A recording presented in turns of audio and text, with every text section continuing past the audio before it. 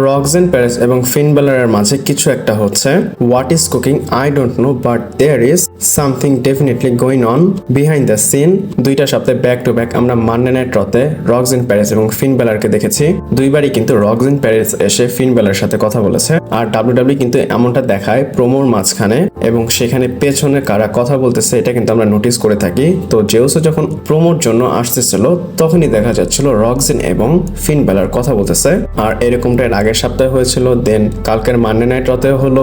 Exactly এটা কোন জায়গায় লিড করবে সেটা কিন্তু দেখার বিষয়। যখন ডমিনিক এবং ফিন ব্যালার একসাথে আসেনি তার আগে কিন্তু এমনটা হয়েছিল।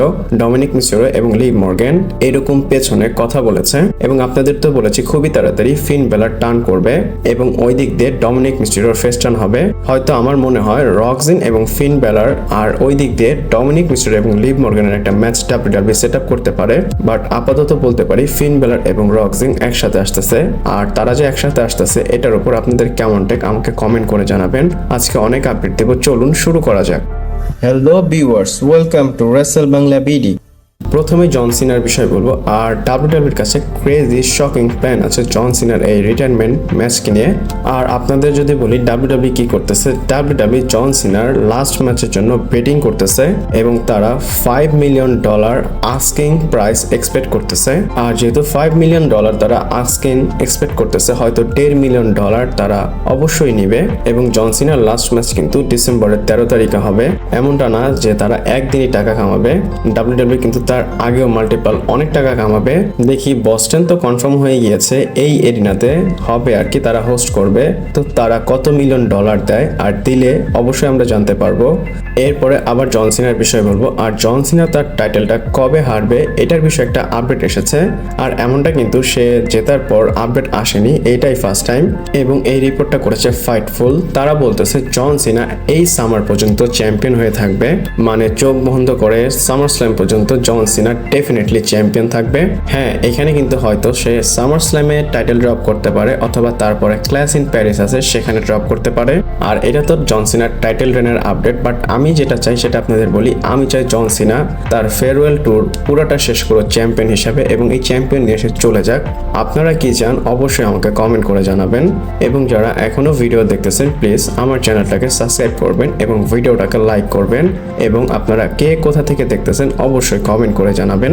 এরপর জেফ কফের বিষয় বলবো। আর তার ডাব্লিউডাব্লিউ ফিউচার কি সেটার একটা আপডেট এসেছে। প্রথমেই বলে দিই, অ্যাকর্ডিং টু PW ইনসাইডার তারা বলতেছে সে যে ব্যাকলেশে এসেছে তার অনেক ফ্লাইটস ক্যাচ করতে হয়েছে, মানে এক জায়গা থেকে আরেক জায়গা, আরেক জায়গা থেকে আরেক জায়গা ঘুরে ঘুরে সে ব্যাকলেশে এসেছে।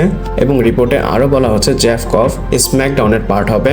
আপনাদের এটাও বলে দিই, তাকে নিয়ে কিন্তু ফ্যানদের অনেক মিক্সড রিয়াকশন আছে। সত্য বলতে আমিও ডিসঅ্যাপয়েন্ট তার ফিজিকটা নিয়ে। তার কিন্তু কেমন যেন একটা বডি, তার পেটটা বের হয়ে আছে, বাকি সব ঠিক আছে। আর একটা কথা বলে দিই, ভিন্স ম্যাকম্যান যখন ছিল সে কিন্তু ফিজিক্সের উপর অনেক বেশি ফোকাস করতো এবং স্ট্রিক্ট ছিল।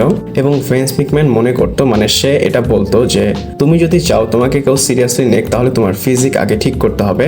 আমার মনে হয় জেকাব ফাটুর মতো তাকেও ফিজিকটা ডাব্লিউডাব্লিউ ঠিক করে ফেলবে। আপনাদের কি মনে হয় আমাকে কমেন্ট করে জানাবেন। ইভেন আপনাদের মধ্যে একজন আমাকে বলেছিলেন জেফ কফ কি ব্লাড লাইনের মেম্বার বা সে কি সামওয়ান। আর সত্য বলতে ব্লাড লাইনের সাথে তার কোনো রিলেশন নেই, মানে আমি বোঝাতে চাচ্ছি তার কোনো ডাইরেক্ট লিঙ্ক নেই এই ব্লাড লাইনের সাথে অথবা সামন ডাইনেস্টির সাথে। হ্যাঁ, আপনারা বলতে পারেন সামন ফ্যামিলির সাথে হাওয়াইয়ের একটা লিঙ্ক আছে এবং হাওয়াই থেকে জেফ কফ বিলং করে। এক কথা যদি সিম্পলি বলি, ব্লাড লাইন আলাদা, মানে তাদের একটা পরিবার আছে, তারাও সামন এবং জেফ কফও সামন। আপনারা এটা এভাবে নেবেন যেমন সামি জেন পল হেমেন ব্লাড লাইনে এসেছিল, ঠিক জেফ কফও এভাবে এসেছে। এরপর জন সিনার বিষয় বলবো। আর ডাব্লিউডাব্লিউ প্ল্যান করতেছে জন সিনার একটা ডকুমেন্টারি বের করবে। আর অ্যাকর্ডিং টু ফাইটফুল সিলেট তারা বলতেছে জন সিনাকে এই যে পুরা বছর সেটা ফিল্ম করা হচ্ছে, মানে যখন সে জানুয়ারিতে অ্যাপিয়ার হয়েছিল নেটফ্লিক্সের শোতে তারপর থেকে কিন্তু ডাব্লিউডাব্লিউ তাকে শুটিং বা শুট করতেছে। এবং যখন এই ডকুমেন্টারিটা বের হবে আপনারা দেখতে পারবেন শুরু থেকে শেষ পর্যন্ত ব্যাকস্টেজে যা যা হয়েছে সবকিছু ডাব্লিউডাব্লিউ তুলে ধরবে। এবং আপনাদের মনে করে দিই, ডাব্লিউডাব্লিউ কিন্তু নতুন একটা ডকুমেন্টারি আসতেছে, সেটা হচ্ছে ক্রিয়েটিভ ডকুমেন্টারি, মানে বিহাইন্ড দ্য সিনে কি কি হবে সেটার একটা ভিডিও ডাব্লিউডাব্লিউ নিয়ে আসবে। এটা নেটফ্লিক্সে আসবে। এরপর বলবো WWE একটা নতুন ট্রেডমার্ক ফাইল করেছে, আর এটা হচ্ছে কিং অফ লুকাসের নামে। আমি এখানে বুঝতেছি না এটা কি একটা শো হবে, না এটা একটা সুপারস্টারের নেম অথবা ট্যাগ টিম কোনো ফ্যাকশনের নেম, বাট WWE একটা নতুন ট্রেডমার্ক করে ফেলেছে। এবং আপনাদের তো বলেছি WWE নতুন একটা জেসি মেটিও নামে ট্রেডমার্ক ফাইল করেছে, সেটা হয়তো জেফ কপের জন্য। আর এই কথাটা কেন বললাম, WWE ব্যাক টু ব্যাক অনেক ট্রেডমার্ক ফাইল করতেছে রিসেন্টলি। আমার এই নামটা অনেক ইন্টারেস্টিং লেগেছে, তাই আপনাদের সাথে শেয়ার করলাম। এরপর কথা বলবো ডেমিয়ান প্রিস্টের বিষয় এবং তার ইনজুরি নিয়ে একটা আপডেট এসেছে। আর প্রথমে বলে দিই, ডেমিয়ান প্রিস্ট ইনজুরিতে পড়েছে। আমরা কিন্তু ভেবেছিলাম ড্রু ম্যাকিন্টায়ার ইনজুরিতে পড়বে, বাট এখানে ইনজুরি হয়েছে ডেমিয়ান প্রিস্টের।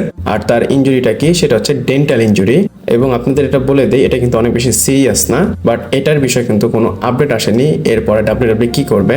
আর তার ইনজুরি নিয়ে আরো যদি কোনো আপডেট আসে অবশ্যই আপনাদের বলে দিব। এরপর গাইস স্যাটারডে নাইট মেইন ইভেন্টের বিষয়ে বলবো এবং সেটার জন্য কতটুকু টিকিট বিক্রি হয়েছে চলুন দেখে নেই। আর আপনাদের বলে দিই, এটা কিন্তু একটা পেপার ভিউ না, এটা হচ্ছে একটা গ্লোরিফাইড হাউস শো। আর স্যাটারডে নাইট মেইন ইভেন্ট হবে মে 24 তারিখে 7:30-এ, আমরা 25 তারিখে দেখতে পারবো।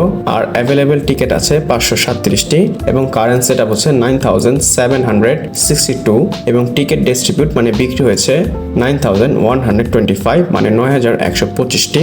শো হতে আর মাত্র 12 দিন বাকি এবং WWE এই 12 দিনে 537টি টিকিট বিক্রি করবে।